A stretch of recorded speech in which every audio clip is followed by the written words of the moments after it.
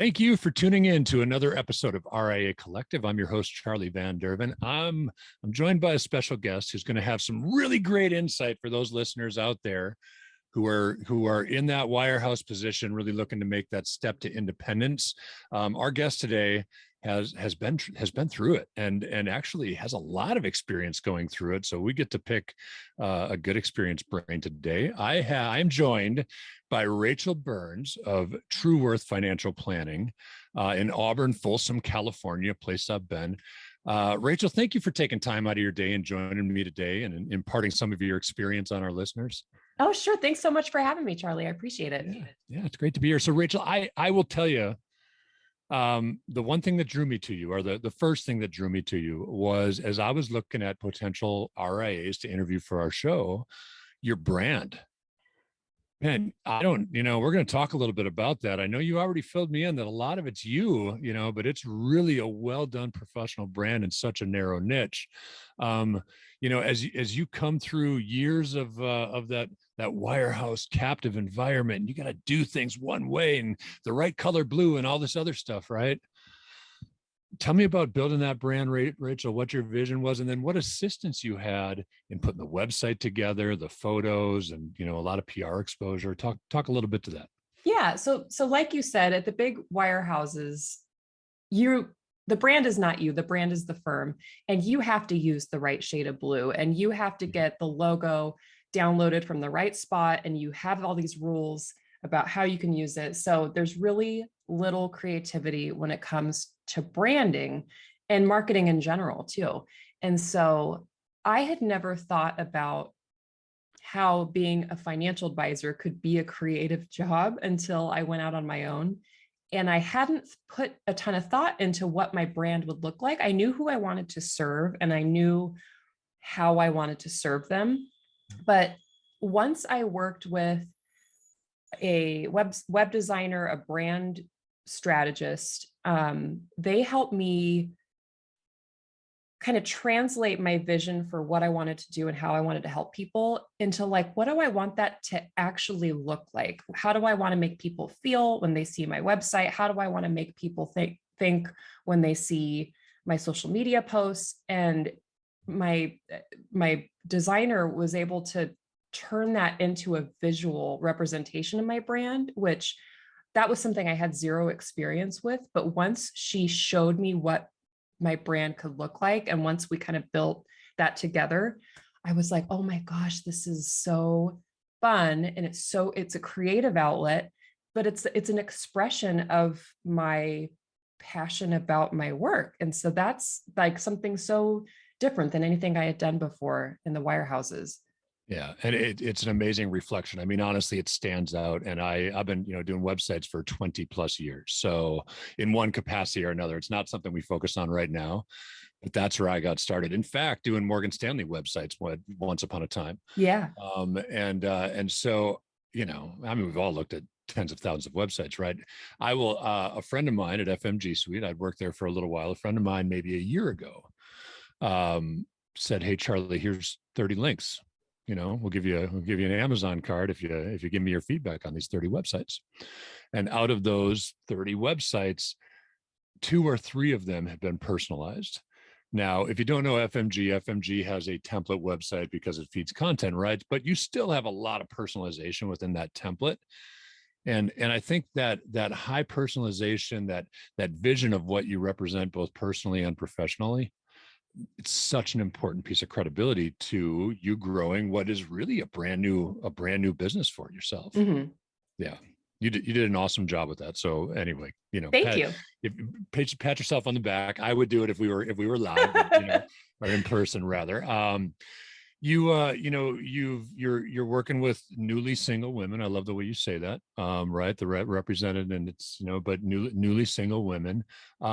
How did you settle into that particular niche? Does that start years ago, or is that something that you designed when you started your RIA?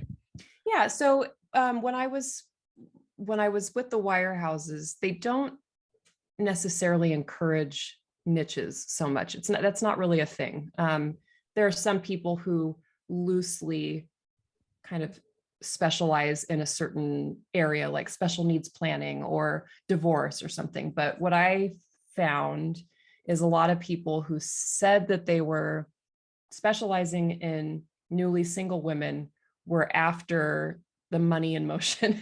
Because as you know, when people get divorced or when someone passes away, there's a lot of times a chunk of money that's up for grabs, so to speak. And a lot of advisors that I've heard say, oh, I specialize in divorcees or whatever, like they don't really specialize in divorcees. They use that, it's like a marketing thing, like they know that that's a good type of client, but their processes, the way that they serve the client is not super customized to that type of client. Because when you work for a big company, you can't really customize how you serve the client that much. The firm makes a lot of decisions for you. And so there's this uniform experience, which is intentional, but what happens is it's not super customized to the client. And so I knew that I had always enjoyed working with women who had gone through some sort of transition and they were managing their finances on their own, maybe for the first time, maybe, maybe it's just been a long time. But it didn't occur to me to specialize just in that until I started thinking about launching my own firm. And COVID happened, we're all home, working from home, and I'm like killing time, walking my kids around in the stroller, listening to podcasts. And I came across the XYPN podcast, and they were talking about how you can launch an RIA. And I was like, what's an RIA? Like, what does that even mean? And I was like, this is so crazy. These people were able to launch a firm for not a gazillion dollars, right, without having a full-time compliance expert.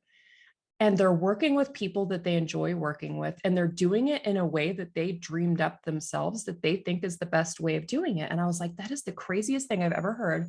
But I thought it was so awesome. And I was like, I have to do this. I clearly have to do this because this sounds so amazing. And I did a lot of research, and I knew that I wanted to work with women in transition because that had always been my favorite type of client to work with in the past. And I thought, oh my gosh, if I could just work with my favorite type of client, like that would be amazing.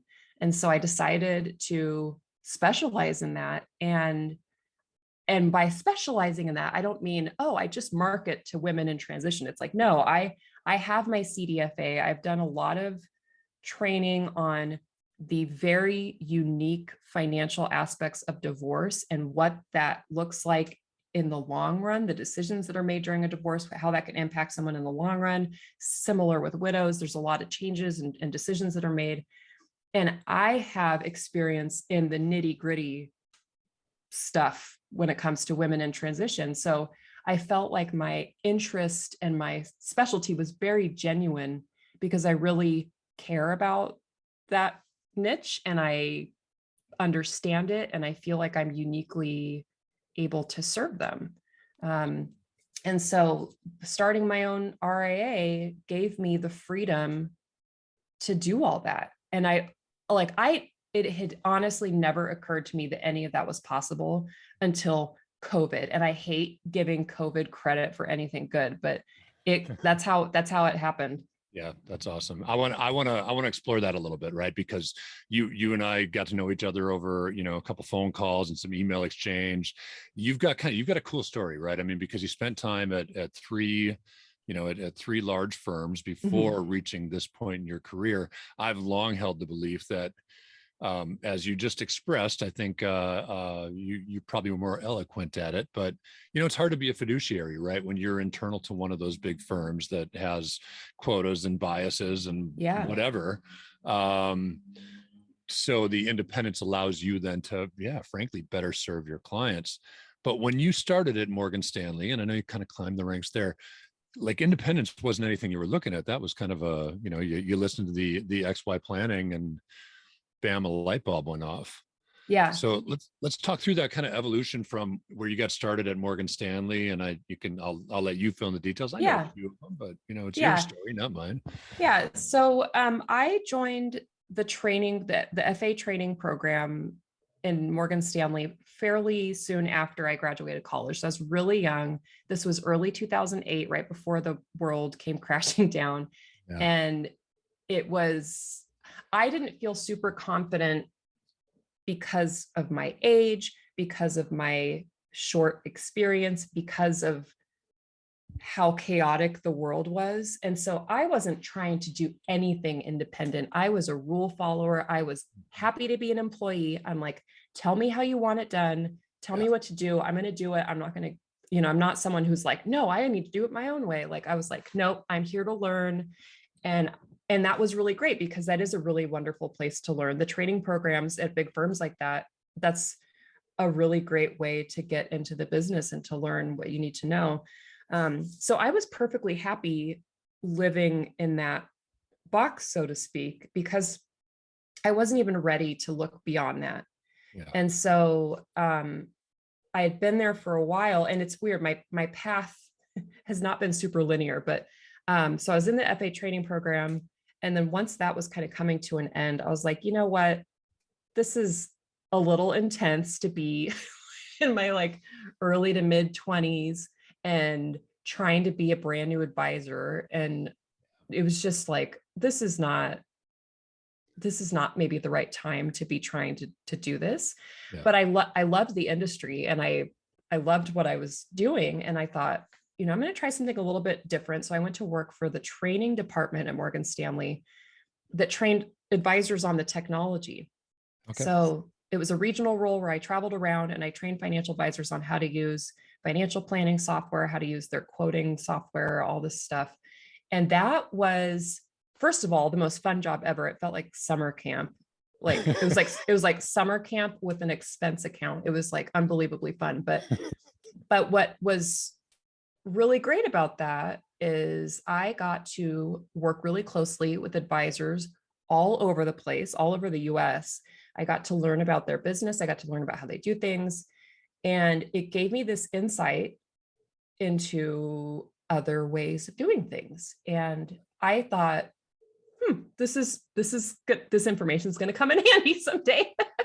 So I kind of put that in my pocket. And eventually life on the road got a little bit old. And so I wanted to come back to my branch so that I wanted to go to grad school. And so I came back to the branch and did like a temporary stint as like a sales assistant, like an extra fancy sales assistant. I did some financial planning stuff too.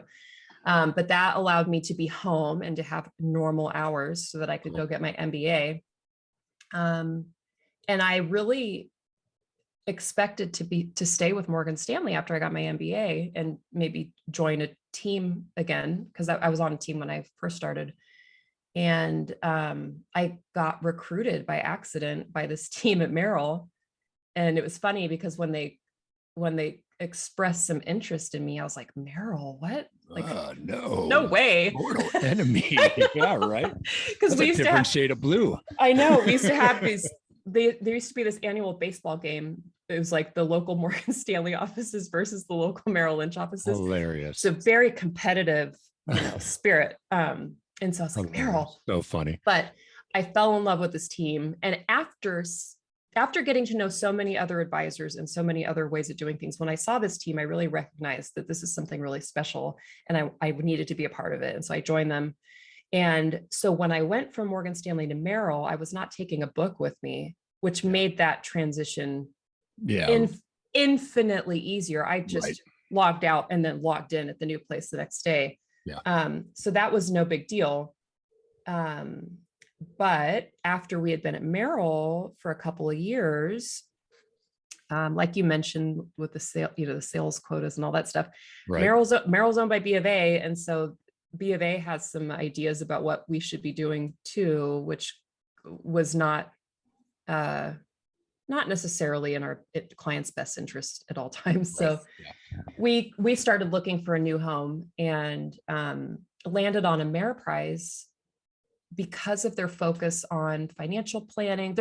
I really like Ameriprise a lot. They have a different culture than like the Wall Street firms, I would say, because they're like based in Minneapolis and Minnesota company. mhm. Did their websites once upon a time. Yeah, yeah. Oh yeah, I You've been think around. they were still American Express Financial at Yep. that point, so that dates it a little bit. Yep. Exactly. And so we landed on them, decided that was going to be the right fit for us and for our clients. And that transition was brutal. Yeah. Going from one wirehouse to another wirehouse. Right. And I would imagine going from a wirehouse to an RA similar, but it was so hard because it's not just the repapering of all of the accounts. And we had a big book. This was not an insignificant amount of clients that we were shifting over. There were some issues with just repapering the accounts, which is no one's fault. It's just complicated and messy. Yeah. And then you've got the advisors at the old firm calling your clients and saying, oh no, Rachael went off into God knows where, you should stay here. And it was crazy. It was like the morning that we left, our clients were being called like an hour or two later. It was so organized how they reached out to our clients to try to keep them there. And it was really, really hard. It was probably one of the most stressful experiences of my life. I'm sure. But we had a lot of support. We had a lot of support from management and from the branch, and from our team was a good sized team. We had 3 support staff and I think 4 advisors, one of which retired pretty quickly after we got there. But it was a big undertaking. And I was like, I'm glad we're really happy with Ameriprise, because I don't ever want to do that again. Like I was like, I'm not moving a book again for the rest of my career. That was a one shot deal. And I expected that we would just stay with Ameriprise forever. I was perfectly happy with Ameriprise. I loved the tools that they gave us. I loved the firm. And I probably would have stayed there the rest of my career if it weren't for not just COVID, because, whatever, COVID's COVID, but like there were some other things that happened in my personal life that made me kind of reassess what I wanted out of my career. And I don't think I even shared any of this with you before, but this is new. I like it. So, good. So shortly after we did the transition, we finally settled in. Life was kind of getting back to normal, like at Ameriprise. And then I found out I was pregnant, and not just with one baby, but with 2 babies. And I was like, oh my God, I guess we're going all in on this baby thing. Life's changing. Yeah. And right after that, like almost right after that, after I found out that like a couple days after I found out I was pregnant, I found out my husband had a brain tumor. And so, which was like, okay, that's a lot of news at once. And we weren't super worried because he had a benign brain tumor when he was a kid. So we just assumed the same thing, but it was not. It was very, very aggressive brain cancer. And so he was being treated while I was pregnant, and I didn't know what to expect a week from now, a month from now. I was like, I don't know if he's going to be around when the babies are born. It was crazy. And so he did treatment, babies are born. I had crazy health problems of my own, but that got resolved after a few months or whatever. But having twins is no easy feat. Yeah, I'm sure. It's hard on your body. So, and then after his treatment, like the radiation, the chemo, it worked really well. He really defied the odds, and the statistics for that type of cancer are absolutely horrible, like in terms of life expectancy. But it's been 4 years, and it's been over 4 years. He's doing really well. So what a crazy, thank you for sharing that, really, because that's what a hard time. Yeah. That's and crazy. So it was. And as you can imagine, after going through all that stuff and having 2 new babies, while we're going through all this, like it made me reflective on what do I want out of my life. It just made me like time just seemed more precious. And so I was like, I want to be more intentional about how I spend my time and how I work. And it just made me a little bit more reflective. So we were still kind of reeling from that when COVID happened. So after going through all this, and then all of a sudden COVID happened, and then we have some more time at home, and I have more time to think. And then, of course, you throw in the XYPN podcast, and it's like a match, Yep. And so that's kind of what led me to do something different, because I was like, look, I need to really enjoy my work. I need to be really passionate about my work. And I had enjoyed my work, but I wasn't like obsessed with my work. And I had some different priorities. I had some changes in my priorities. I needed the ultimate flexibility. I needed to feel self-reliant, because I felt like I was relying on my team, which was a life-saving thing. Genuinely, I was in the hospital for a long time. My husband was in the hospital, like my team at work. I didn't have to worry about my clients. My team was taking care of everything. They were coming to visit me in the hospital and bringing me the Wall Street Journal. And like, I couldn't have asked for a more supportive group of people. Wonderful. But I was like, I need to feel like I am self-reliant, because I didn't like the idea of kind of dumping my issues on my team, even though they were so supportive. And so that's what got my little brain going. I was like, well, what if I worked for myself? Yeah, it's scary because I don't have the support of a team, right. But I could ramp up, I could ramp down as needed. I could change on a dime. I could do whatever I wanted. I would have the ultimate control. And that seemed really appealing at that point. And so I was like, well, what if I just focus on this one group of people? And what if I just focus on financial planning? I'm not trying to grow to this $100 million AUM. I'm not trying to do anything crazy. I'm just trying to build this lifestyle practice. And I was like, this is what's best for me and my family. Love it. And so I made the move, which was so scary doing that because I made that move when we were in lockdown. And did you bring any assets with you, or did you leave all that with the team?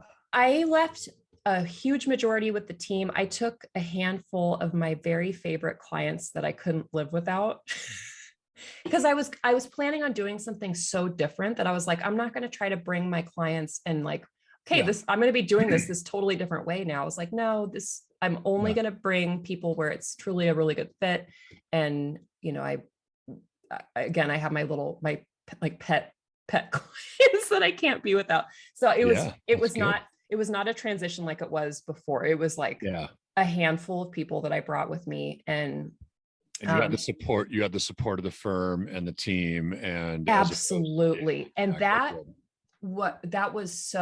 made that possible, because if I had another experience where I had the other firm, terrorizing me on my way out, it would have been very different. But management and my team and everyone was so understanding and supportive. And I still go over and hang out at the office and have lunch with them and stuff. They're just the most wonderful people. So that transition was shockingly easy. I mean, obviously starting a business of any kind, I don't care if it's a taco truck, it's hard to start anything, but it was not as hard as I thought it was going to be. And I want to key on that for a second, because you said something that I found hilarious when we chatted a week ago or whatever. You said, I haven't had to fix a printer yet.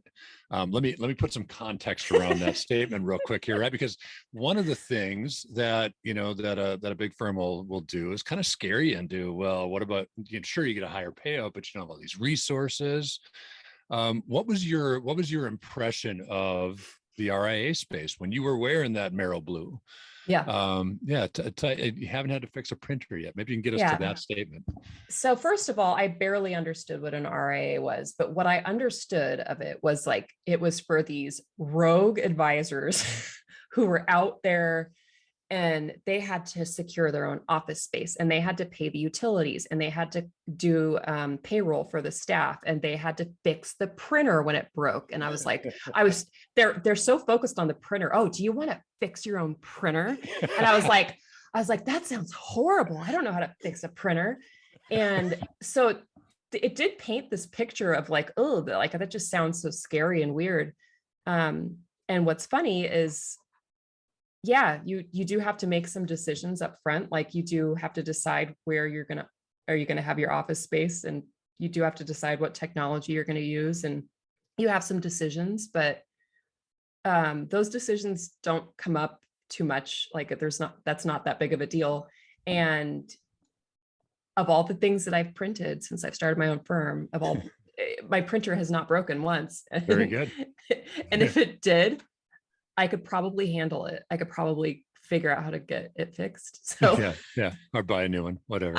I don't think they're meant to be fixed anymore. I think you just go get a new printer. I think so. They're like disposable. Yeah. So yeah, it was just so much easier than this idea that I had of and what an RIA entailed. It was so much better. And there's so much more support for it now, right? I mean, it is totally. We've seen since you got started in wealth management, 2008, or with Morgan Stanley anyway. There's been such an evolution. Technology is moving faster in a free market space than at the big wirehouses now. Anyway, there's so much support for that transition. Yeah. I want to learn a little bit about the RIA, right? So I love that you're really focused on who you work with. I love that you've got a systematic approach to helping specifically those people. I love that you don't use the word divorce, but newly single. I think that's wonderful. Saying the same thing, saying it a little differently. Yeah.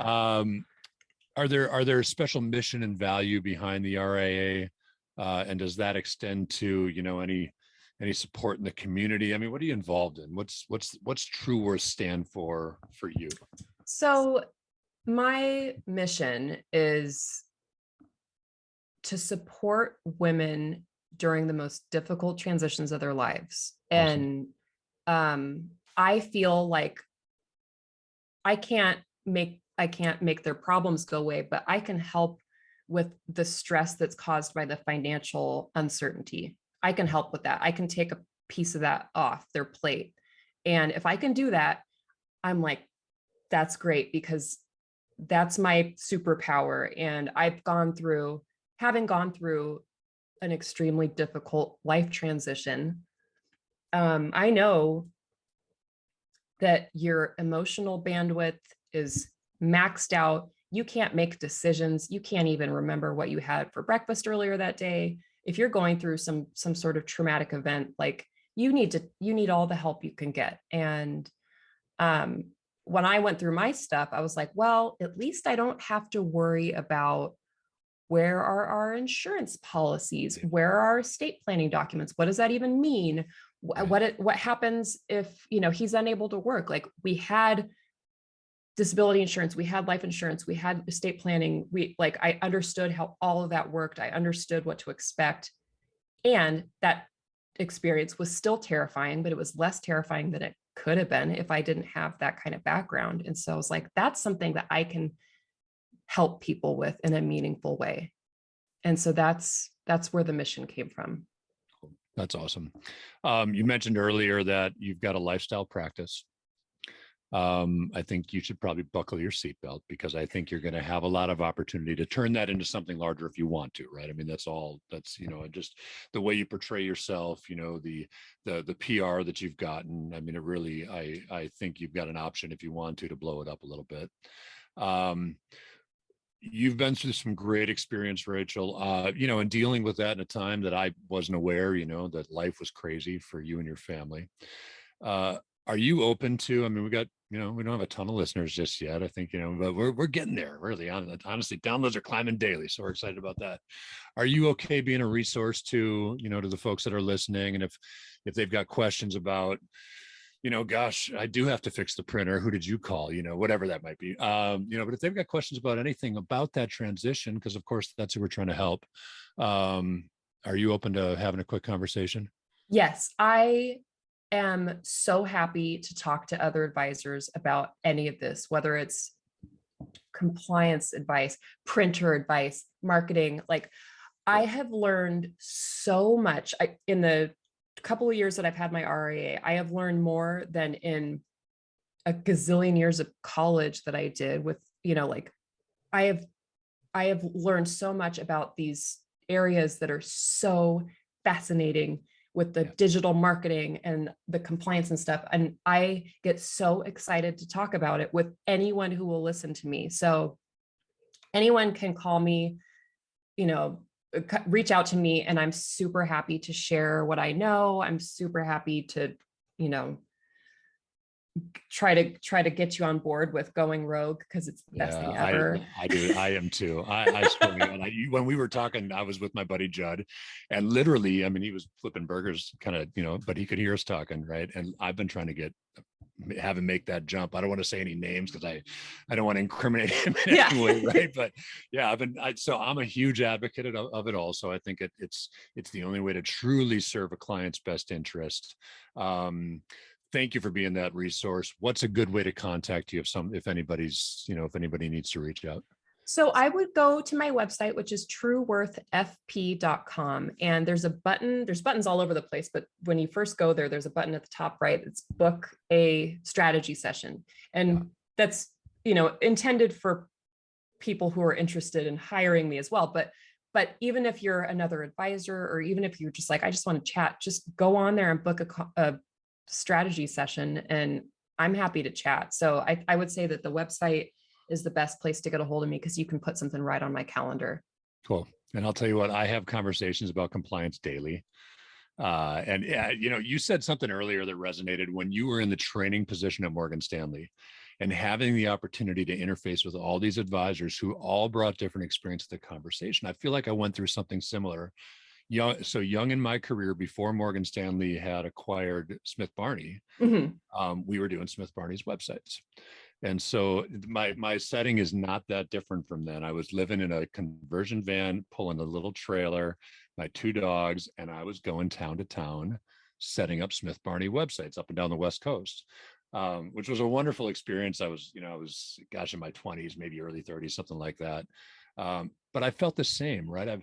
I got to speak with so many advisors during that time, today, throughout my career, that are all having different experiences, different compliance, different targeting with their, with their messaging, and everybody's having a different experience. And I feel like I've been made a stronger professional just being exposed to all that, really, so just a wealth. Absolutely. Yeah. The perspective that you get from that type of role is something that you can't learn that stuff otherwise. Yeah. So that was, I credit a lot of that stuff for where my career's gone. Yeah. So yeah, Rachael, I think you're awesome. Again, I was attracted to your brand right away. So I'll give you huge kudos on that. Thank you for sharing some of your personal stuff with us today too. I know that's tough and private perhaps, but I appreciate you opening up about that, and really what, is such a significant part of that decision to start the RIA. Yeah. So cool. Listen to our listeners, if you're tuning in, if you like what you're listening to, please give us a little like, subscribe. And we are always looking for cool people like Rachael to interview. I think it's important that we share a ton of stories so that people know there's lots of options within this industry. So if there's someone that you feel like is in a leadership position at an RIA that might have some experience and wisdom to impart on our listeners, I want to know them. So easy way to find me. First off, there's only one Charlie Van Derven. Easy to find on LinkedIn, or go to the website riacollective.com, and you can get in touch with us there.